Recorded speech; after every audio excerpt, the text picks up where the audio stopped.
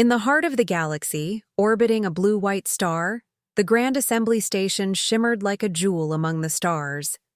It was a place where over 100 advanced civilizations met to discuss peace, trade, and politics across the cosmos. On this day, a new species was under review. Humans, the people of Earth. The chamber buzzed with conversation as tall insectoids clicked their mandibles. Crystalline beings hummed in resonance, and towering reptilian warriors tapped their claws in disinterest. Floating above them all, the Varnock delegation, leaders of the Concord, waited with thin smiles and sharper eyes. They were the oldest and most powerful empire in the galaxy, and they had no patience for primitives. On the stage below, Earth's HFY delegation entered. Led by Ambassador Elena Rios, they wore simple suits. Not the shimmering robes of the Zalari or the neural-linked armor of the Core. Their ships, docked nearby, were bulky and metallic, not sleek or gravity-defying. Their weapons, as scanned and studied earlier, were kinetic. Projectiles, bullets, and cannons. To the Conquered, it was almost funny. A Varnock war elder leaned forward, speaking through a translator with a hint of mockery. Your world still plays with fire and metal. Your bullets are pebbles compared to our light blades. Why, should we let children play in a chamber of giants? Laughter followed, light and cruel. Yet the humans did not react. Elena Rios smiled, not with arrogance but with calm certainty. She didn't answer the insult. Instead, she simply stepped to the center, offered the customary bow, and said, "Earth thanks the Concord for its time." Her voice was steady, respectful, but something in her tone made even the smug Varnock pause for a moment. The humans presented their case: peaceful intentions, willingness to trade, and a long history of survival on a harsh world. They didn't boast about strength. They didn't show dramatic displays. Their offer was simple: cooperation, curiosity, and coexistence. But there was something odd about their restraint. The insectoid surdelegate whispered to its neighbor, "Why do they not defend themselves? Why so quiet?" The answer came not from the humans, but from the silence they left behind. For while the aliens laughed at metal and combustion, Earth had sent no fleet, no firepower, just a small diplomatic vessel, and yet it had passed through Concord security without triggering a single alarm. That quiet fact settled like a shadow in the back of the Assembly's collective mind. They had scanned Earth's weapons and found them lacking, but they hadn't asked the more important question. How had humans survived so long, surrounded by threats, if they were truly so weak? As the meeting ended and the Conquered went into private discussion, Ambassador Rios stood on a balcony overlooking the stars. A junior alien diplomat approached, nervous and curious. "Why did your people bring such primitive weapons to space?" he asked politely. Rios looked out into the void, eyes sharp. "Because the stars are full of people who forget what the old ways can do," she said softly. "We just let them laugh first." Behind her, Earth's ship remained silent, no lights flashing, no weapons visible. But deep inside, systems watched, calculated, and waited. The Assembly believed Earth was weak, and Earth had done nothing to correct them. After all, when underestimated, a clever species learns more than a feared one. The Grand Assembly had just seen the surface. What lay beneath would come in time. For now, Earth waited, quietly, with patient smiles and plans older than any Concord treaty. The game had begun, and humanity had chosen to play it in silence. In the wide-open starfield near Concord Station, dozens of alien ships hovered like a parade of power, each one ready to impress or intimidate. The peacekeeping exercise was a regular tradition, where species demonstrated their latest weapons under the name of readiness and cooperation. This time, however, the event carried a sharper edge. The Varnock, proud and dominant as ever, had something to prove. Still amused by humanity's entry into the galactic Concord, they announced a grand demonstration of their finest weapon systems, plasma burst cannons linked to AI combat modules, capable of precision strikes across planetary distances. Their warship, the Shatterstar, stood tall and polished, its sleek black hull covered in glowing lines of energy. With a confident tone, the Varnock commander gave the order, and a dazzling display began. Bright blue plasma streams burst through the darkness, forming perfect arcs before hitting moving target drones. Each drone exploded in flashes of controlled fire, and the crowd of alien observers cheered. Other Concord members clapped or clicked, or vibrated their approval depending on their biology. It was hard not to be impressed. Varnock weapons were beautiful, deadly and elegant, controlled by intelligence far beyond organic thought. Then came the turn of Earth. From the shadows of the outer docking ring, a single human ship approached. It was not sleek or glowing. It was solid, dark gray with angled armor and heavy plating. It bore no visible energy weapons, and there was no AI presence to be detected. The ESS Valiant moved slowly, like a relic from a forgotten war. Whispers spread through the assembly audience. Some aliens laughed quietly. Others leaned forward with curiosity. Could this simple machine truly represent Earth's strength? The Concord host asked if the humans wished to skip the demonstration to avoid embarrassment. Ambassador Elena Rios simply replied, "Proceed." A Varnock tech officer smirked and raised a shielded drone, one with a high-energy barrier known to absorb almost all known energy-based attacks. "Let them try," he said. In the control chamber of the Valiant, Captain John Merrick gave a calm nod to his weapons officer. No AI guided their systems, no predictive targeting algorithms, just well-trained humans, watching with sharp eyes and steady hands. The ship's main coil gun came online. There was no glow, no warning light, just a deep vibration and a sudden thunder-like pulse that echoed across the field. A single metal slug, forged from depleted uranium and launched at unimaginable speed, cut through space in less than a second. There was a flash, but not from the shield. It was from the drone, torn in half, its barrier shattered instantly. The pieces spiraled into the void, silent and broken. For a moment, no one spoke. No one moved. The drone's readings showed that the projectile had hit with such force, the barrier's energy field didn't have time to respond. It had not been bypassed. It had been overwhelmed. One of the crystalline species whispered, "Impossible." The Varnock commander looked confused, then annoyed. "A lucky hit," he said. But Earth's ship wasn't done. It repeated the test on 2 more targets, each shielded differently, each destroyed within seconds. There were no fancy beams, no guiding intelligence, just mass, speed, and flawless calculation. The silence that followed was heavier than any applause. For the first time, many in the assembly realized humanity's weapons were not primitive. They were practical, efficient, and devastating in a way most had forgotten. The aliens had built weapons for precision, beauty, and control. Humanity had built theirs for survival, for damage, and for war. And that difference was not small. It was terrifying. As the Valiant turned slowly back toward the docking bay, Ambassador Rios met the eyes of the Varnock leader. She didn't speak. She didn't need to. The message was clear. Earth didn't come to entertain. They came prepared. And what the galaxy had dismissed as old-fashioned, they were now beginning to fear. The Varnock did not take humiliation lightly. What began as a peaceful demonstration had left a deep crack in their pride, and that crack quickly turned into anger. Behind closed doors of polished metal and glowing command centers, the Varnock Council whispered of strategy and honor, convinced that humanity had crossed a line by showing up the galaxy's oldest empire in front of the entire Concord. Days after the demonstration, without official warning, a Varnock fleet quietly began moving toward the Sol system under the pretense of conducting a diplomatic escort.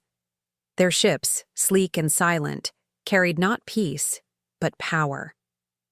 It was a message wrapped in politeness, but Earth was already listening, already watching. Humanity had studied the stars for decades, and while their words to the galaxy had been calm and polite, behind the scenes, Earth had never trusted that diplomacy alone would keep them safe. While the aliens looked at their blue world as a newcomer, Earth had been building, hiding, and preparing. As the Varnock ships crossed into the outer edge of the solar system, Earth's skies remained quiet, but beneath the surface, the world awakened. Old satellites blinked online with new codes. Long dead, orbital defense stations hummed to life in silence. Deep in the icy deserts of Siberia, hidden silos opened their metal mouths to the sky. In the Pacific trenches, stealth submarines adjusted course, and in the dark corners of the moon, strange shadows shifted where no colonies were ever declared. Humanity had always known war better than peace, and now that ancient instinct was rising again. The Varnock fleet arrived at Mars orbit and sent their message, a warm greeting, paired with a request to escort a delegation to Earth. It was said with soft words, but their ships moved too close, too bold. Earth's response came not with noise, but with absence. The planet didn't reply immediately. Communication arrays went quiet. The stations in orbit went dark, as if dead. For a moment, the Varnock thought their presence had caused fear, but then they noticed the pattern, how the stations had turned just slightly, perfectly aligned, facing their fleet. The silence was not fear, it was calculation. Then came the voice, calm, measured, and unmistakably human. This is Earth Command. You are advised to change course and return to neutral space. Failure to comply will be considered an act of war. The Varnock captain laughed. You threaten us with silence and shadows, he said to his officers. Let's see how long their courage lasts. But as his ship moved forward, something changed. The sensors flickered, not from damage, but from interference. Earth's defense systems were using old frequencies, physical targeting, and coded data that AI could not predict. The Varnock shields were meant to deflect energy, not solid mass. Then, from the blackness between Mars and Earth, the first missile launched, undetectable until it struck. A single kinetic rod, dropped from high. Orbit smashed through one of their scout ships, tearing it apart without warning. No bright light, no energy beam, just speed and gravity. The fleet pulled back in confusion. Another missile followed, then another. They could not trace the launch points. Earth had hidden its weapons in plain sight, in satellites, in shipping, freighters, even disguised as debris. This was not how the galaxy fought wars, but it was how humans did. And the Varnock finally understood. Earth was not reacting with panic. It was executing a plan. For every flashy weapon the aliens brought, Earth responded with something older, simpler, and more brutal. Their doctrine was whispered among Earth's elite units, but now it became a warning to the stars. If it moves, it can bleed. If it bleeds, we can beat it. The Varnock ships, once proud and polished, now floated in caution. They had come expecting surrender or spectacle. Instead, they found silence and steel. Earth had spoken. And the galaxy was beginning to listen. The Varnock fleet entered the solar system in full formation, armored and glowing with quiet confidence. Their ships moved like a storm, controlled by AI navigation, connected through an unbreakable communication web, and wrapped in energy fields that had never failed them before. From their view, Earth was still primitive, a planet too young to stand against an empire that had ruled space for centuries. They expected fear. They expected diplomacy. They did not expect what actually waited for them. As their lead ships crossed into Earth's defense zone, something shifted. The stars around them flickered unnaturally, as if the light itself was being bent. Then, without warning, the entire front row of their fleet went dark. Engines failed. Lights vanished. Command links dropped. The Varnock captains shouted over the comms, but there was only silence. Their AI systems, once flawless, had begun to glitch, reboot, and in some cases, shut down completely. In the confusion, they missed the real attack. From the dark side of the moon and the shadow fields near Saturn, human stealth ships activated. They had no energy trails, no comm signatures. Coated in radar-absorbent material, powered by low-profile ion drives, they were invisible to standard detection. And they had waited, patiently, for this moment. The first cruiser was hit by a cluster of rail-launched kinetic darts, not much bigger than javelins, but moving at such speed that they tore through its hull like paper. The second cruiser never even saw its attacker. A stealth drone injected an electromagnetic pulse into its main power relay, frying the circuits and sending the massive ship drifting, powerless. The third cruiser, caught in the crossfire, tried to fight back, but its targeting systems looped endlessly, unable to lock onto any human ships. They weren't where they should have been. They didn't fly like alien ships. They didn't fight like them either. Varnock tactics were based on speed, formation, and precision, each move coordinated by AI with perfect logic. But now, logic was a weakness. The Varnock commanders tried to regain control, only to realize their internal systems were under attack. Earth's cyber warfare teams, buried deep inside bunkers and satellites, had quietly launched an assault on their entire fleet network. It wasn't just brute force. They used mimic codes, old Varnock command lines, stolen protocols, and even fake distress calls to confuse and misdirect their systems. AI assistants began shutting down or feeding false information. Orders were delayed or reversed. Some ships were told to retreat, others to hold position, while the real enemy danced around them like shadows in the fog. In the command center of Earth's orbital defense, General Ayla Brennan watched it unfold with steady eyes. "They still think we're playing their game," she said quietly. "But this is our field now." Her voice carried no pride, just focus. Humanity hadn't tried to match the Varnock in strength. They had changed the rules of the battle. Where the Varnock relied on technology to think for them, humans used their machines like tools, not crutches. Flexibility, surprise, and chaos. These were weapons no alien war doctrine had prepared for. Within an hour, the Varnock fleet had lost 3 cruisers, and several more were disabled or blind. Their formation collapsed. Communication became a mess of shouts and static. Still, the humans did not press a full attack. They pulled back into the dark, unseen again, leaving only silence and wreckage behind. It was not a victory they wanted. It was a message. The Varnock had entered Earth's system with expectations of control. Instead, they had been hunted. The galaxy had thought of humans as simple and slow, but now a new image began to form. One of a quiet, cunning predator hiding in plain sight. Earth had not won the war, not yet. But in a single strike, they had taken away the enemy's confidence. And that was more dangerous than any weapon. The Varnock now faced a truth they had never imagined. Firepower could be matched, shields could be broken, but unpredictability could not be stopped. The Varnock Empire, proud and furious after the silent loss of 3 cruisers, refused to accept that Earth could be more than a minor threat. Their next move came quickly and without warning. A Dreadnought-class warship, VSS Dominion, one of the largest and most advanced vessels ever built, was sent to orbit Earth. It was not just a warship, it was a statement, nearly a city in size, lined with layers of energy shields, armed with plasma barrages, gravity disruptors, and a command AI that had processed centuries of tactical data.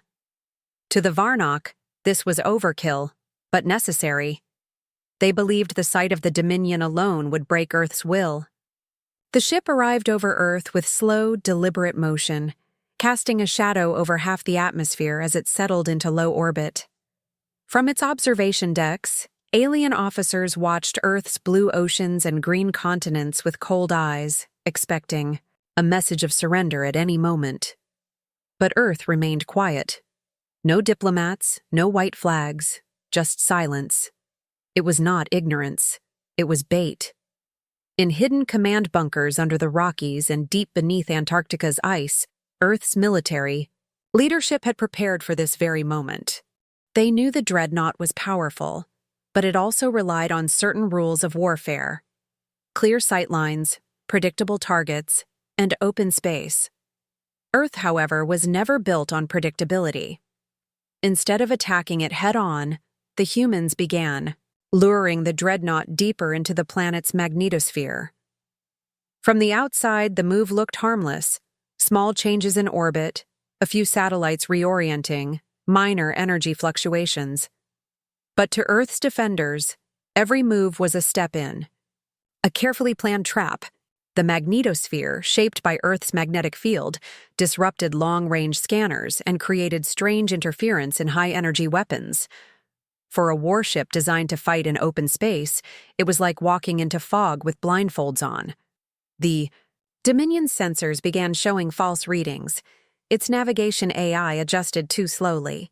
Human stealth drones, launched from the surface, began moving around it unnoticed.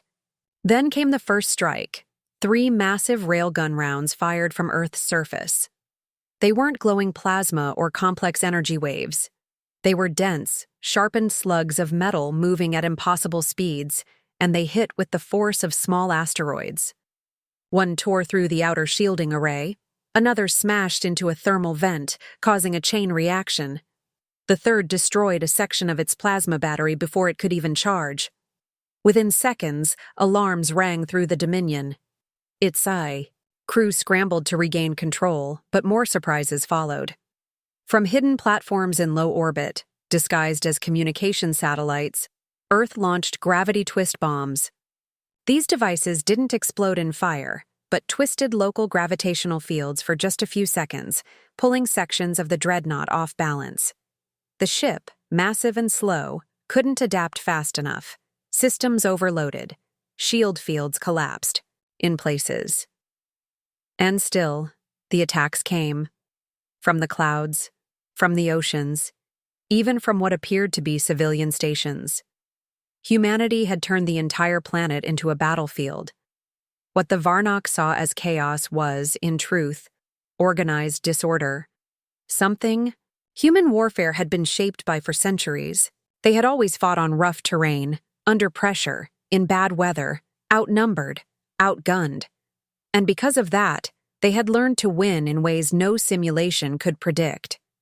As the dreadnought lost power and began a slow, deadly descent into Earth's upper atmosphere, the Varnock commander gave the order to evacuate. For the first time in the Empire's history, a dreadnought was being abandoned. Earth didn't cheer. There were no celebrations, just more silence, more shadows, and more eyes watching the stars. The defeat of the Dominion was not just a loss of a ship. It was the turning point. The galaxy, which once saw Earth as weak and outdated, now saw it differently. Humanity had not survived through peace or progress. They had survived because they adapted, because they endured. And now, they were showing the stars that war was not just about power. It was about understanding how to fight in the dirt, in the dark, and when all odds were against you. In the shining halls of the Galactic Concord, panic was carefully hidden behind formal language and long speeches. After the fall of the Varnock dreadnought, every species in the chamber whispered behind closed doors. Some wanted immediate sanctions on Earth. Others suggested a blockade or diplomatic isolation. A few even called for war, but none were eager to fight. The Varnock remained silent, licking their wounds, no longer laughing at human toys. The Concorde had underestimated Earth once, and it had cost them dearly. Now they feared what else humanity might be hiding. As debate stretched on, the human delegation remained calm.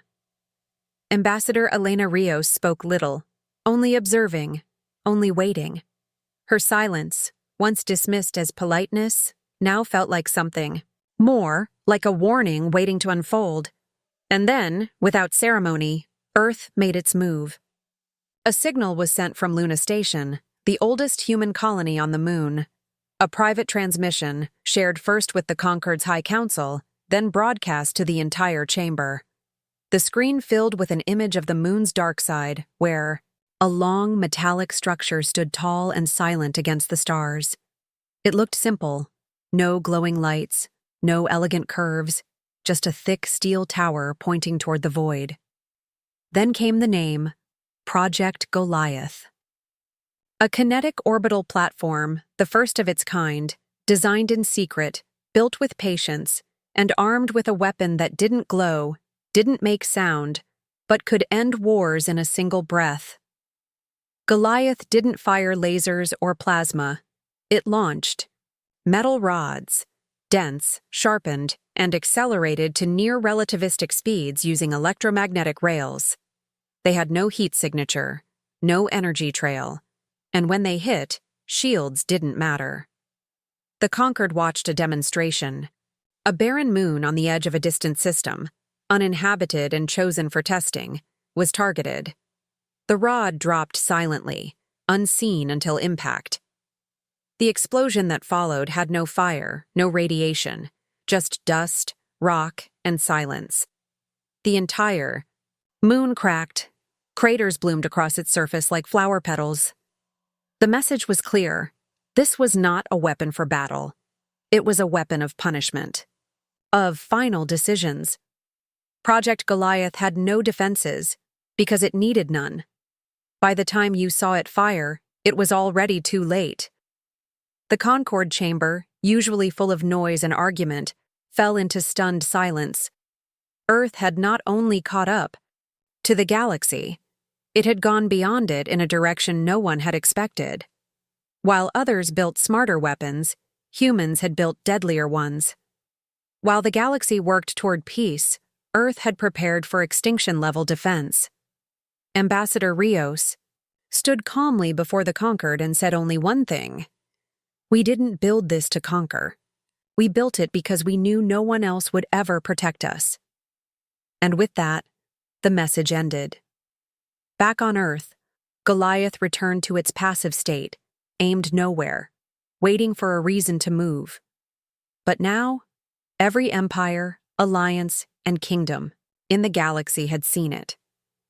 They understood that Earth was not a wild world to tame or a curious species to study. It was a planet that had survived war, climate collapse, famine, and still climbed to the stars, not polished, not perfect, but ready. The Conquered realized, far too late, that their peace had made them soft, predictable. They had forgotten what true survival looked like. Earth, on the other hand, had never known anything else. And so, the stars looked different now. No longer distant, no longer safe. Somewhere on the moon, a tower of steel waited in silence, holding the power to shake planets, and the will to use it only if pushed. The galaxy now understood that Earth's quiet wasn't weakness. It was patience. And when pushed too far, that patience turned to resolve. And resolve, when backed by a weapon like Goliath, became the kind of strength that couldn't be ignored. The halls of the Galactic Concord had never been so quiet. No echo of debate, no wave of protest, no laughter. Only silence, thick with the weight of realization. The once proud Varnock, bruised by their failures and shaken by what they had witnessed, had formally requested peace. Not through threat or diplomacy, but through surrender, one laced with careful language and reluctant respect. Their empire, centuries old and once unquestioned in power, had met something it had never truly prepared for, a force that didn't care about image, elegance, or tradition. Humanity had not climbed into the stars to earn applause. They had come to survive, and in that survival, they had rewritten the rules of the galaxy. The treaty negotiations were swift. No one wanted more demonstrations. No one dared test the limits of Earth's technology again. Every major power in the Concord now understood that the old assumptions no longer applied. Humanity had shattered them with silence, precision, and raw force. And now, Earth was not just part of the Concord, it was central to it. The final signing took place aboard the Unity Spire, the ceremonial heart of the Concord, floating in neutral space. Delegates from every known species attended, watching with careful eyes as Ambassador Elena Rios stood at the center of the chamber. She wore the same gray diplomatic uniform she had always worn, unadorned, practical, and distinctly human. There were no grand speeches from the Varnock. Their representative simply placed his mark on the treaty scroll, stepped back, and lowered his gaze. It was not humiliation, it was acknowledgement. Earth had earned its place not by negotiation, but by demonstration. Ambassador Rios stepped forward next. As she signed her name onto the Treaty of Terra, she looked up at the faces gathered before her, some curious, some uneasy, many still stunned. Then she spoke, calm but firm, her voice echoing across the hall. You called our weapons crude. You laughed at our ships, our bullets, our silence. But you forgot one thing. She paused, letting the memory of Goliath's power settle again in their minds. We didn't come to impress you. We came to win. And with that, the treaty was sealed. A simple document by galactic standards, but a turning point in history. Earth, once viewed as a backwater planet full of noisy machines and outdated tactics, now stood as an equal among the stars. Not because others welcomed them, but because they could no longer afford not to. After the ceremony, as the ambassadors left the hall in quiet waves, a young delegate from a minor species approached Rios. His voice was cautious but respectful. Why did you build such weapons? Why go so far? Rios gave a small smile.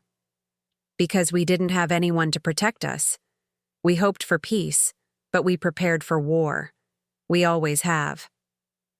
Her answer was not cold, only honest. And that honesty was what shook the galaxy even more than Earth's weapons. It wasn't hatred or greed that drove humanity forward. It was the will to endure, to never be helpless. And now, the stars themselves had been reminded of what that will could do. As Earth's delegation departed, their ship passed silently through the fleets of watching eyes. No flashy design, no glowing banners, just steel, scars, and purpose.